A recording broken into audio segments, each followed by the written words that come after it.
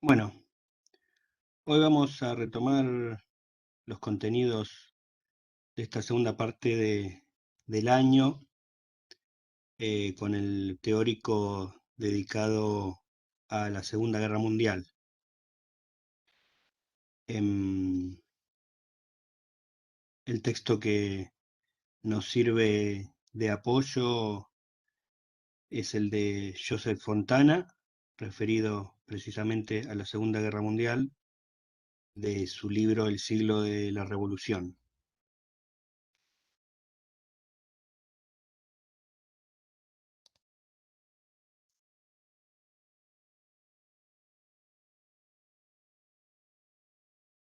El proceso de la Segunda Guerra Mundial es un proceso de cierta complejidad,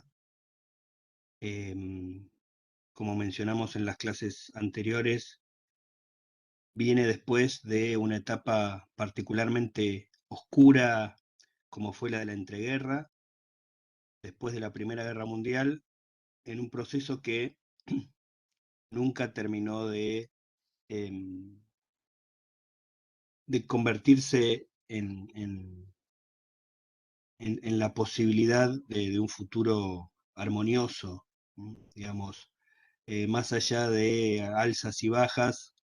El momento de la entreguerra, como vimos, es un momento en el cual se terminan de deshacer eh,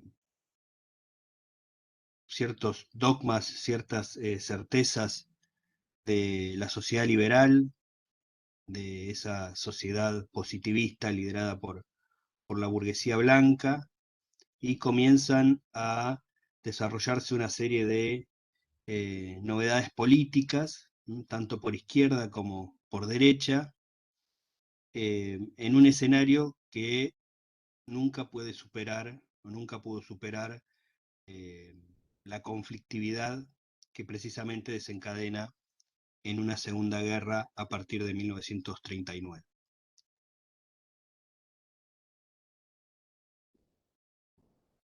Antes de meternos con el texto de Fontana, vamos a ver algunas de las cuestiones que Eric Hobsbawm dijo sobre la Segunda Guerra Mundial. Primero, esta idea de eh, incluirla dentro del concepto de guerra total. Tanto la Primera Guerra Mundial como la Segunda Guerra Mundial, como varias de las guerras que desataron durante el siglo XX, entran dentro de este concepto. ¿Qué es una guerra total? Entre varias de sus características, una de las principales es que involucra a toda la población. Digamos, la población de los países que intervienen, de los estados-nación que intervienen, van a estar directamente tocados por la guerra. En primer lugar, porque son guerras de enrolamiento masivo. ¿Qué quiere decir esto? Que toda la población masculina en edad y posibilidad de combatir va a ser enviada al frente o va a estar a disposición para ser enviada al frente de combate. Más allá de eso, el resto de la población también participa del esfuerzo de guerra. Estas son guerras industriales, guerras en el marco del capitalismo industrial, es decir, que la fabricación de armamento, la puesta a punto del armamento, es a través de una producción masiva que incluye el esfuerzo de producción de toda la población. Es habitual dar cuenta de cómo en las dos guerras, pero más especialmente en la segunda, una parte de la población femenina terminó ocupando los lugares de producción que iban dejando vacantes los varones que iban a combatir al frente. O incluso en el caso de, como bien señala Fontana con respecto a Alemania, ese lugar era ocupado por mano de obra esclava proveniente de población prisionera de guerra. Un tercer punto que da cuenta de este involucramiento total de la población es que en el marco de la guerra total la población civil es blanco legítimo.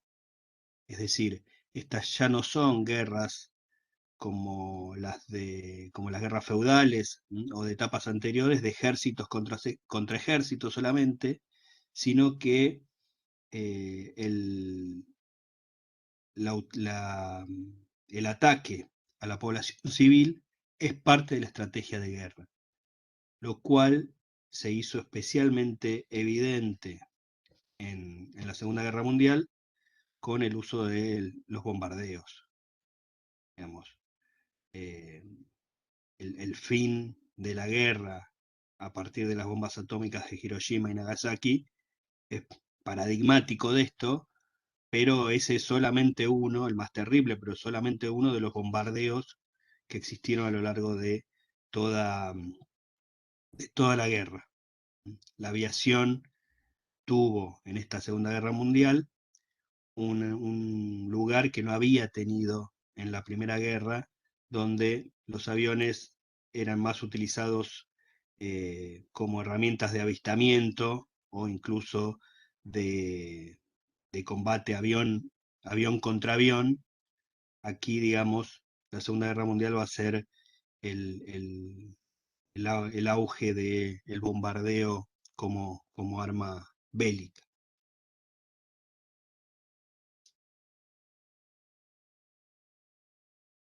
Es cierto que a pesar de que la Segunda Guerra Mundial va a ser más terrible en términos de víctimas fatales, de pérdidas materiales, de población herida y con pérdidas de distinto tipo, y además va a incluir el genocidio más importante de la historia de la humanidad, también es cierto que, a diferencia de la Primera Guerra Mundial, es una guerra menos inesperada. La Segunda Guerra Mundial es una guerra total, pero en el marco de sociedades que ya sabían que era una guerra total. Aquí no vamos a ver, como sí podemos ver en la Primera Guerra, despedidas casi festivas de las tropas que iban al frente. Quienes van a combatir saben que lo que les espera en el frente no es un escenario de emotividad épica y heroísmo, sino que hay un escenario de barro y de muerte, de muerte en masa además, de muertes masivas, de pérdidas de vidas en números desconocidos hasta el momento, pero que tenían o habían tenido su antecedente en la Primera Guerra Mundial. A la hora de caracterizar esta Segunda Guerra, Hobsbawm también va a decir que es una guerra civil, ideológica e internacional, lo cual es una declaración que incluso puede parecer contradictoria, como una guerra puede ser civil e internacional a la vez. Lo que hace Hobsbawm, que después podemos matizar, pero en principio vamos a seguir su razonamiento, es enmarcar esta Segunda Guerra Mundial en el proceso de enfrentamiento que vimos con anterioridad entre las políticas fascistas y antifascistas. Vimos que durante la entreguerra una de las novedades ideológico-políticas desde la derecha era el ascenso de los fascismos, su impugnación a la herencia de la racionalidad eh, proveniente de la Revolución Francesa, digamos, su fuerte contenido racista y expansionista, digamos, y de qué forma, a medida que se iba notando que esta novedad ideológica, a medida que se iban notando los peligros de esta novedad ideológica, iban surgiendo un reacomodamiento de las fuerzas de izquierda primero, de las fuerzas de izquierda y progresista más adelante, después incluso de las fuerzas, sumando las fuerzas liberales, digamos, hasta básicamente generar un bloque compacto del antifascismo. Vimos también que en algunos casos, como el de Francia, España y Chile, para venirnos más cerca de nuestra región, esta, esta generación de políticas antifascistas había terminado en triunfos electorales a través de los que se conoció como los frentes populares, ¿m? Aunque con muchas dificultades, luego de haber llegado al poder, de efectivamente mantener un programa democrático y progresista. ¿Por qué habla Hobsbawm de guerra civil ideológica internacional? Precisamente porque lo que dice es que es una guerra en la cual hacia adentro de los países también va a haber divisiones. Es decir, que el nacionalismo, que había sido la gran argamasa de la Primera Guerra Mundial, en ocasiones no alcanza o no alcanzó para mantener unidas las poblaciones nacionales. Hay una división hacia dentro de los países y esta división es por razones ideológicas. Entonces, lo que va a decir Hobsbawm es, va a haber casos relativamente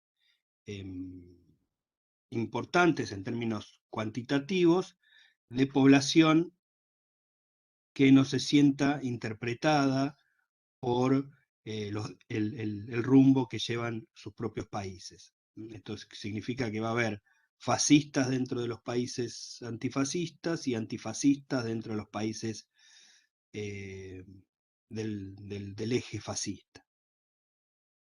Pero en última instancia, además de ser una guerra civil e ideológica, termina siendo internacional porque, como vamos a ver claramente, lo fundamental es que hay un enfrentamiento entre Estados-nación.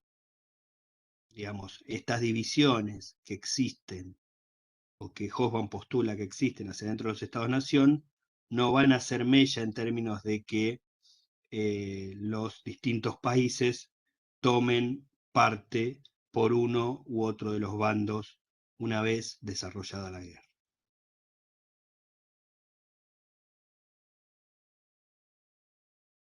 El texto de Fontana es un texto que vamos a tener que hay que trabajar para que nos sirva de ordenamiento.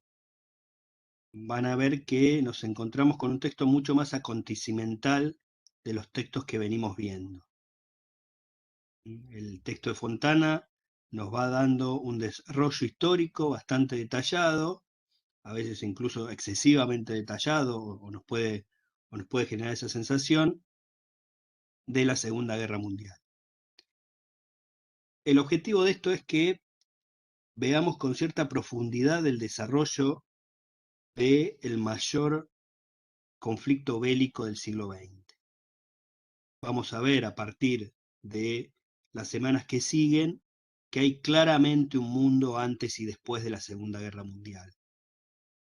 A diferencia de la Primera Guerra Mundial, que tiene una paz, digamos que de alguna forma es continuidad de la guerra, que no presenta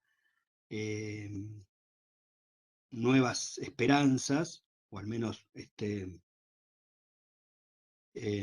nuevas esperanzas que valieran ser vividas.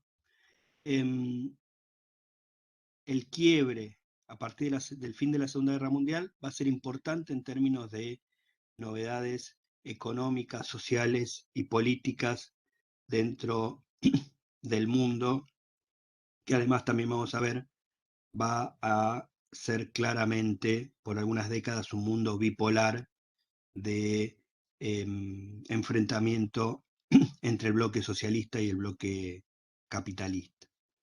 Digamos, meternos en el desarrollo de la Segunda Guerra Mundial con cierto detalle, con cierta profundidad, nos permite ver el grado alcanzado por la tragedia. Digamos, hasta qué punto la Segunda Guerra es una guerra que desestructura en gran medida el mundo tal cual se lo conocía. Pero también esta, esta característica acontecimental del texto nos mete en el dilema de cómo abordarlo sin entrar en una confusión de fechas, de protagonistas, de lugares, porque precisamente en algunos momentos van a notar que el texto es excesivamente detallado y también que va a hablar de un montón de situaciones, de protagonistas, de lugares que se les van a escapar. Entonces, uno de los dilemas o uno de los desafíos que nos da el texto es, bueno, cómo organizarnos para intentar generar una estructura que vertebre los contenidos de una manera organizada y simple o, digamos, al menos accesible.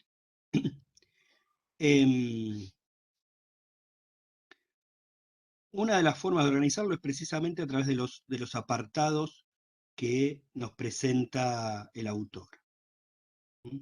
Fontana empieza hablando de la drôle de guerre, o la guerra falsa, o guerra ilusoria.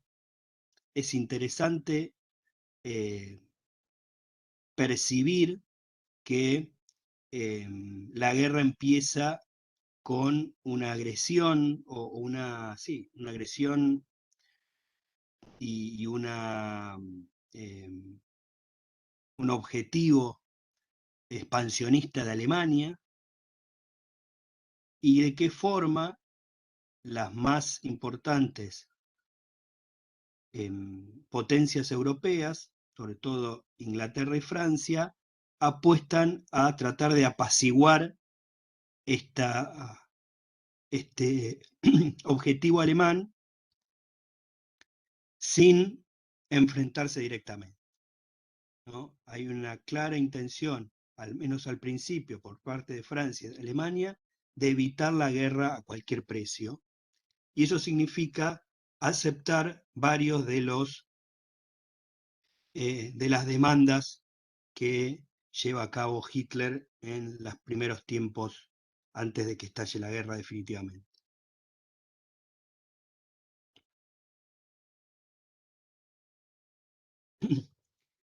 Hacia el final de la clase vamos a hacer un raconto de fechas, como para que eso también permita ubicarnos en el proceso, y también vamos a ver una serie de mapas que van a permitirnos dar cuenta de la cuestión desarrollada territorialmente.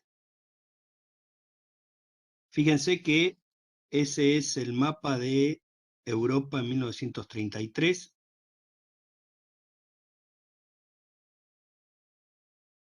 Esa es la porción de territorio alemana tal cual había quedado después de la paz de la Primera Guerra Mundial. Fíjense que incluso había sido ubicado una porción de tierra polaca, lo que se conocía como el corredor polaco, que dividía a Alemania en dos, que era una de las tantas medidas que se había tomado para intentar evitar un nuevo desarrollo alemán. La idea de mantener a Alemania en una suerte de subdesarrollo forzado. Para eso también se le habían quitado las partes industriales más importantes, se habían puesto cláusulas que evitaban volver a rearmarse, porque se había identificado de forma excesiva, según Hobsbawm, Alemania como la única culpable de la guerra, de la Primera Guerra, ¿no? Esto, que era un exceso para la Primera Guerra, Hobsbawm afirma que es un poco más verosímil si pensamos en la Segunda Guerra. Si bien las guerras, y menos este tipo de guerras masivas y totales, no tienen un solo culpable, sí es posible identificar aquí a Alemania y también a Japón como las potencias agresoras, quienes inician la Segunda Guerra en distintos escenarios que también vamos a ir viendo. Fíjense que para cerca del fin de la guerra, por ahí aquí no se ve tanto, aquí se ve más, digamos, para 1944, todo lo que está en marrón clarito, marrón más oscuro, eran estados directamente bajo control nazi, de la Alemania nazi, o en los cuales había eh, gobiernos títeres cercanos al nazismo.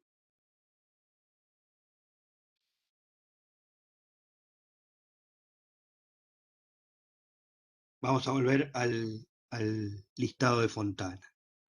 Digamos, una vez de que esta guerra falsa eh, pasa a ser una guerra más caliente, a partir eh, de, la, de la invasión alemana de Polonia, comienzan las batallas del frente occidental.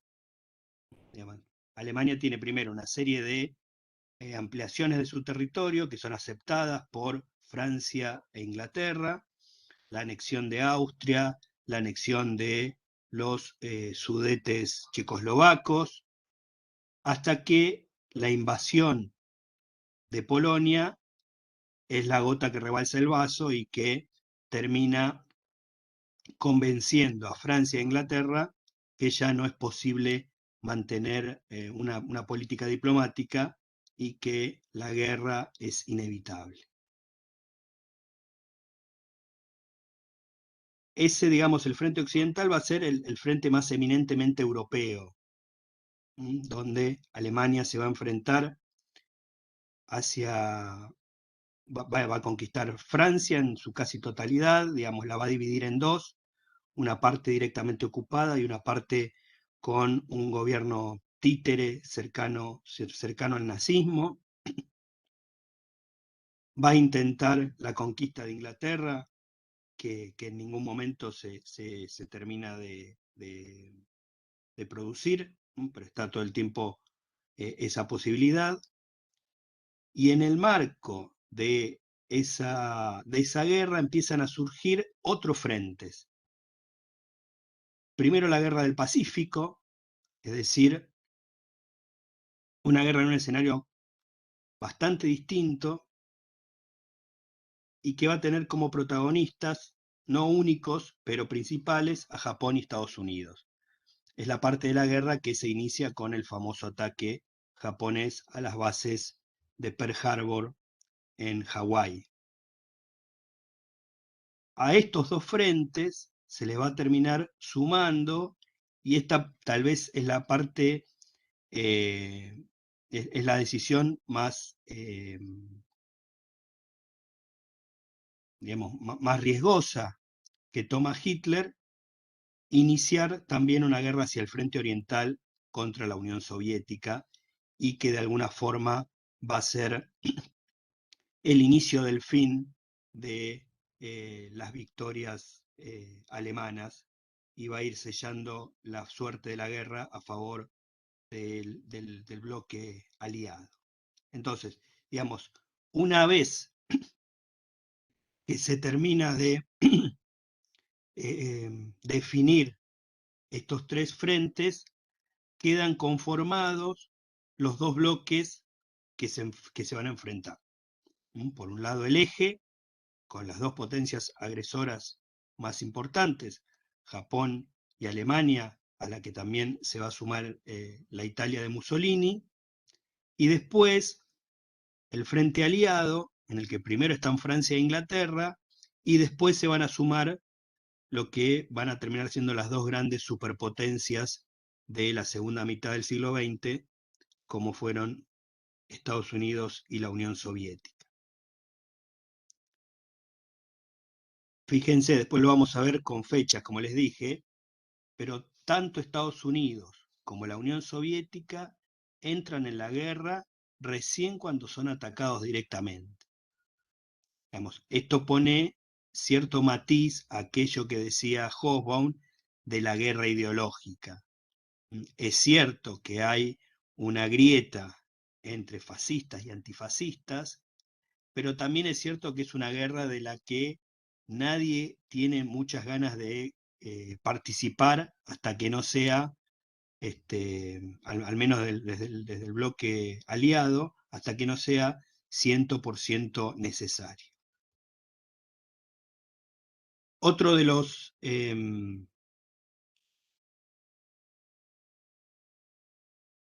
apartados de Fontana da cuenta de el Holocausto, una de las particularidades fundamentales de esta Segunda Guerra.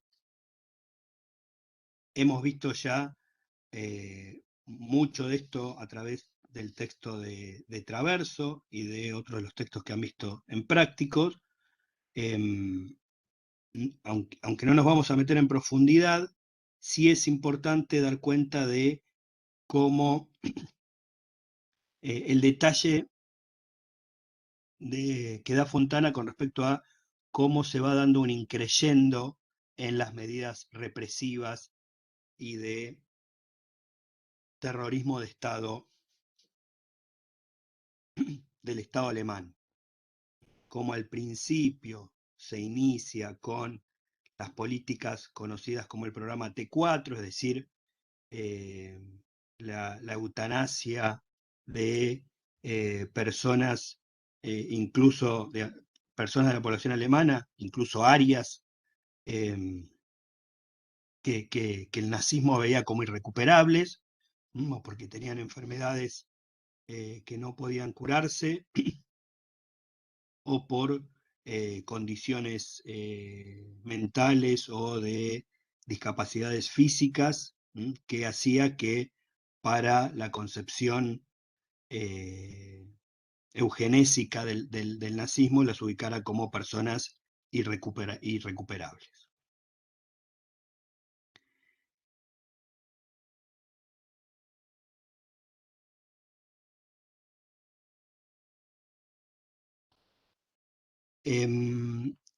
Ese primer inicio va a terminar dando paso, ya bastante desarrollada la guerra, a partir de la conferencia de Wannsee en enero de 1942, en lo que se conoció como la solución final.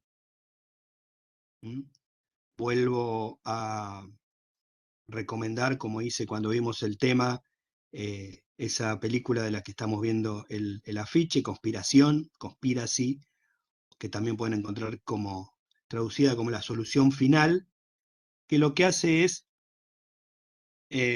presentar algunos de los diálogos de esa conferencia en la cual las SS presentan hay una reconstrucción de la conferencia de Wannsee en la cual las SS presentan el proyecto de solución final. Es interesante en términos de ver de qué forma el Estado nazi organiza burocráticamente el proceso de exterminio masivo de millones de seres humanos. Una de las cosas que vemos en el apartado de Fontana sobre el Holocausto es de qué forma hay un increyendo de esta barbarie antisemita del nazismo, como al principio es una cuestión más sanguinaria en términos de que los intentos de limpieza étnica se dan sobre el campo de batalla con los Einsatzgruppen de las SS, es decir, grupos armados pensados no para la batalla, sino para el exterminio posterior a la batalla. Eran grupos armados que llegaban a los territorios conquistados para fusilar masivamente a población judía y a otras minorías que los alemanes ubicaban como población indeseable e irrecuperable.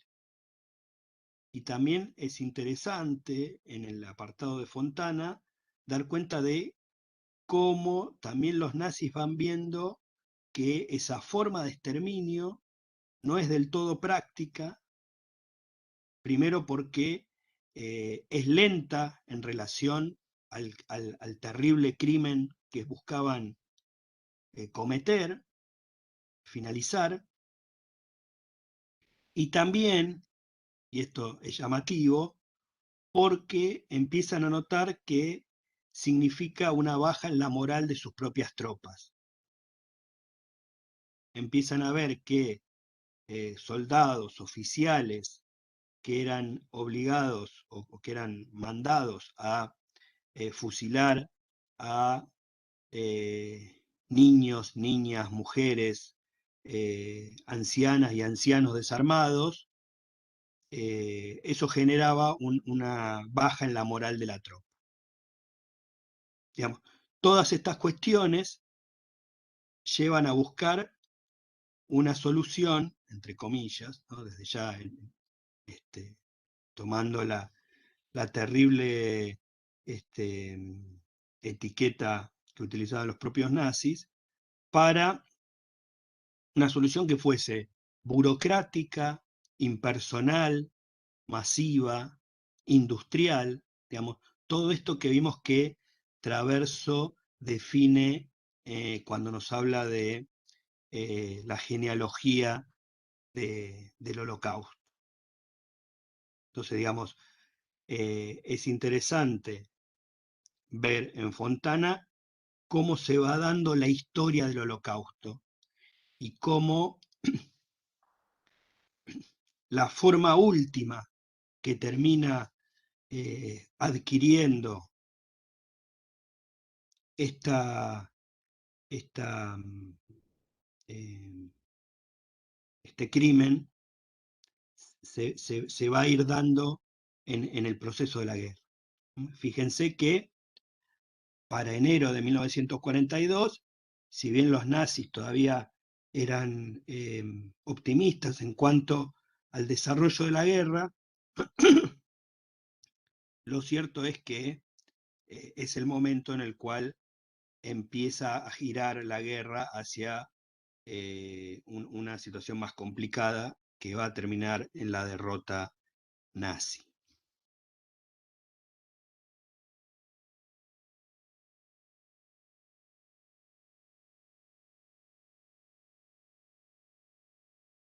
Fíjense, aquí está más en detalle lo que fue prácticamente la máxima expansión de Alemania en el marco de la guerra. En 1944, fíjense que si bien para ese año ya había habido cierta contraataque de los aliados, fíjense que en este caso Italia ya está dividido en dos, porque hay una parte que ya había sido reconquistada, o digamos, o sobre la cual habían avanzado los aliados. De alguna forma es el mapa de prácticamente la mayor expansión alemana. Fíjense cómo han eh, avanzado sobre el territorio de la Unión Soviética y también cómo fueron sumando territorios prácticamente de todos los países de Europa, salvo los que están en blanco y que mantuvieron su neutralidad durante la guerra. El resto fueron directa o indirectamente conquistados por Alemania. Ahí hay una serie de diferencias que van a ir viendo en términos de Estados-nación que presentaron más resistencia, que presentaron menos resistencia, que fueron invadidos y pasaron a formar parte directamente del Tercer Reich, otros que fueron invadidos pero para poner un gobierno títere. La cuestión ahí no es que tengamos el detalle de qué pasó en Noruega, qué pasó en Rumania, qué pasó en Letonia, sino un listado de situaciones que se fueron dando, digamos, de qué forma el avance nazi no fue en todos los lugares igual, se presentaron diversas situaciones, pero lo importante es dar cuenta de cómo efectivamente se iba cumpliendo el sueño hitleriano de avanzar sobre la casi totalidad de Europa y cómo ese avance sobre Europa incluía la limpieza étnica, es decir, la pretensión de eliminar a la población judía y a otras minorías que el nazismo identificaba como irrecuperables.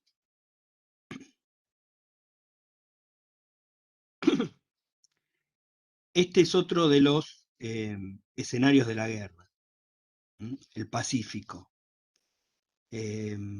Aquí, como les decía, la guerra va a ser básicamente entre Estados Unidos y Japón.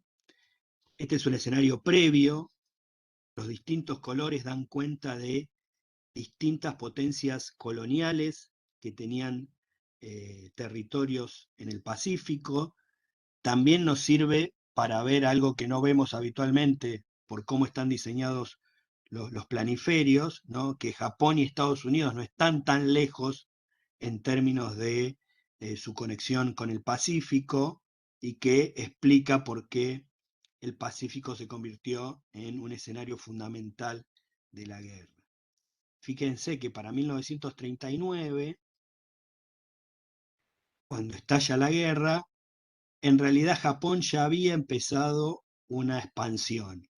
Fíjense que todo lo que aparece en rojo, en el color en el cual están Japón y Corea, que había sido conquistada por Japón a principios del siglo XX, también incluye una parte importante de China.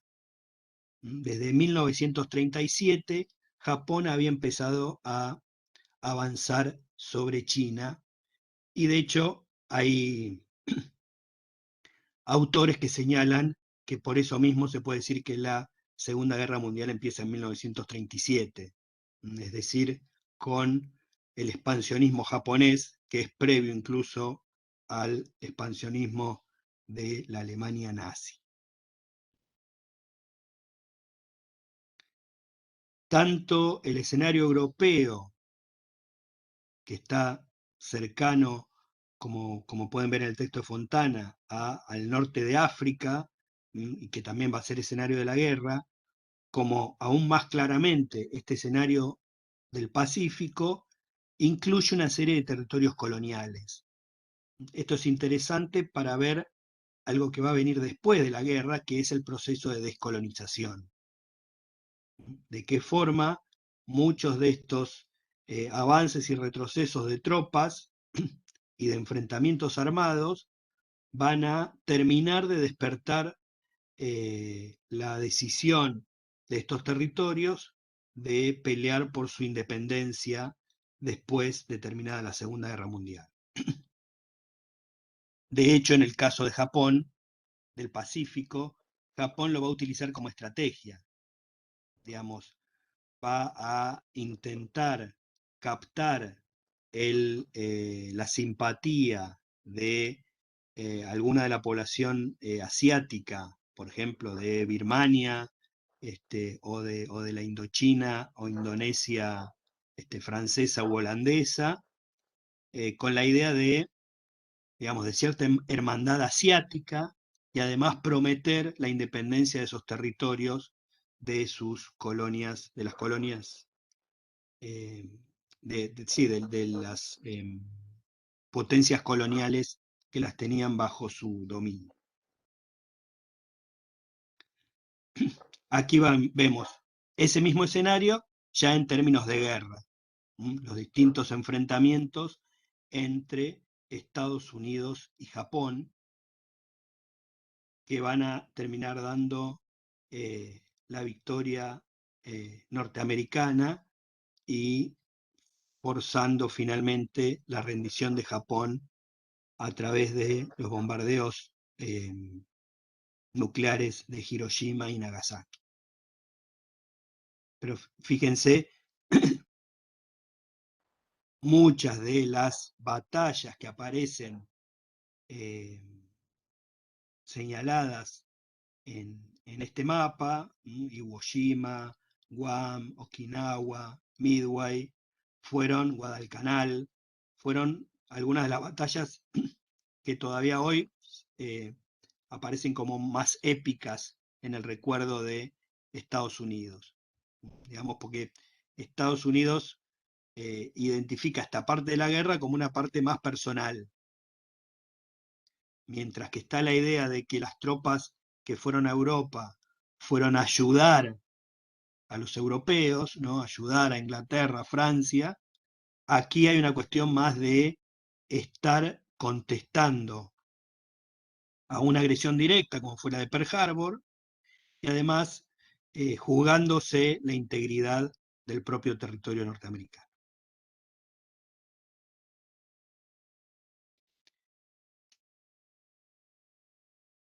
La derrota es otro de los apartados de Fontana en el texto que nos sirve de apoyo, y para ilustrarla, me parece interesante este mapa que da cuenta de la situación alemana para mayo de 1945, que es el momento del suicidio de Hitler y pocos días después de la rendición alemana. Fíjense que para ese momento solamente lo que aparece en azul estaba bajo control directo de los nazis o de gobiernos cercanos al nazi. Fíjense que el protectorado de Bohemia y Moravia, algunos territorios del norte de Italia, Dinamarca, Noruega y no mucho más.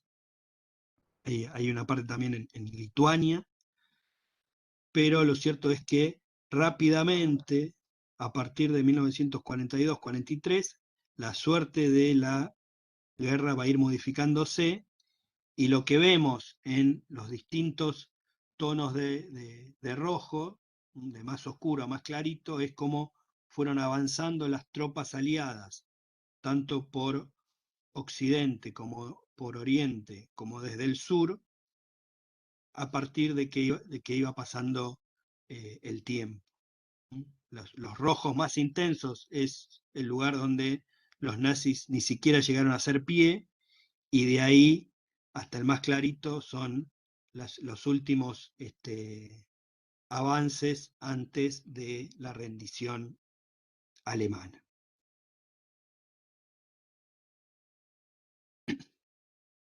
Finalmente, para hacer un pequeño resumen basado en las fechas, tenemos desde marzo de 1938, con la anexión de Austria, hasta el final de la guerra, que se da en el Pacífico, con los bombardeos nucleares sobre Japón en agosto de 1945. Entonces, fíjense que hay primero una parte de la Drôle de Guerre, ¿no? Es decir, esa guerra falsa o inicial, en la cual se da la anexión de Austria, se da también el pacto Molotov-Ribbentrop, donde la Unión Soviética y Alemania firman un tratado de no agresión, que para ambos significaba cerrar ese frente oriental, que sin embargo sería reabierto más adelante. La invasión a Polonia en agosto de 1939, que es el inicio de la Segunda Guerra Mundial. Dunkerque, en mayo-junio del 40, que es el momento en el cual las tropas inglesas y parte también de las tropas francesas son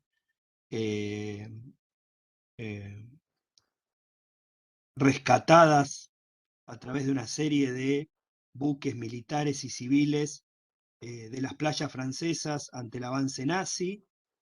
Hay una película bastante reciente, de 2017, que pueden ver todavía en Netflix, que cuenta precisamente esa tarea en el peor momento de la guerra, al menos para Francia e Inglaterra. Esta situación hace que en Italia se perciba que Alemania podía ganar la guerra, y la decisión en ese mismo momento por parte de Mussolini de sumarse a la guerra con una performance bastante poco exitosa, y que también, como dice Fontana, en algún momento termina complicando los planes del propio Hitler. Un año después, Hitler decide romper ese acuerdo Molotov-Ribbentrop para iniciar la Operación Barbarroja, es decir, avanzar sobre el frente oriental. Como decía, esto en muchos análisis es visto como un error de Hitler, pero también hay que ver que en términos ideológicos ese frente oriental significaba mucho para Hitler, porque era avanzar sobre territorios en los cuales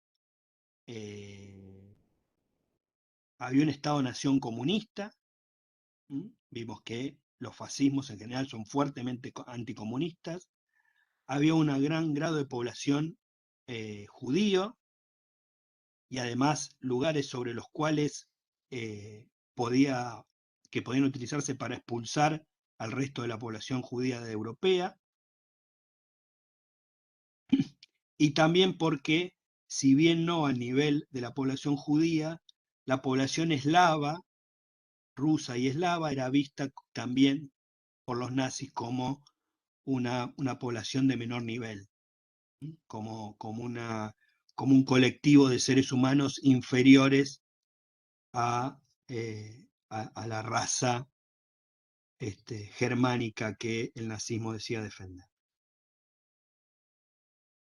Pocos meses después se da el ataque japonés a Pearl Harbor. Fíjense que eso significa que en 1941 se sumen a la guerra, como les decía, tanto Estados Unidos como la Unión Soviética. La conferencia de Wannsee en 1942 es la que decide la solución final, entre comillas. La batalla de Stalingrado es la batalla más épica para las tropas rusas.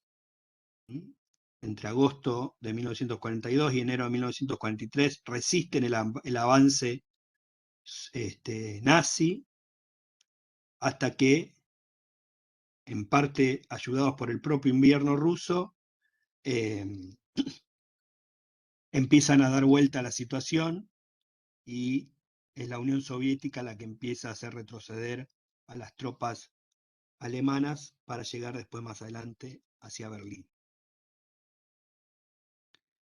Es interesante pensar que, más allá de todas las cuestiones que rodeaban al estalinismo, es imposible pensar esta resistencia soviética sin la industrialización acelerada que había decidido el estalinismo. Que la Unión Soviética estuviese en condiciones industriales de armarse para enfrentar al nazismo es una de las consecuencias de la industrialización acelerada impuesta por Stalin. En octubre-noviembre del 42 es la segunda batalla de Alamein, el momento en el cual los aliados recuperan el norte de África, y de ahí en adelante hay un retroceso de las tropas alemanas que van a finalizar con la rendición alemana en mayo de 1945, y algunos meses después la rendición incondicional de Japón después de los bombardeos de Hiroshima y Nagasaki.